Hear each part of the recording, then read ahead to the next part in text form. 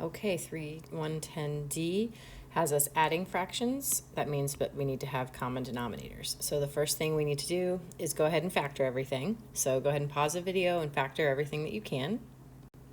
Now remember, in the very first example from today, we factored and we looked for giant ones in each of the fractions individually, and I see that I do have a giant 1 in the second fraction, which means I actually don't need to worry about finding a common denominator, because when I rewrite my fractions, the denominators are already the same, 2x plus 3 and 2x plus 3.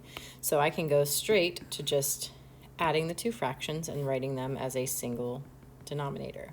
So I would have 4 plus x minus 2, and then finally, forgot my equal signs there, finally combining like terms, I'm going to get x plus 2 over 2x plus 3.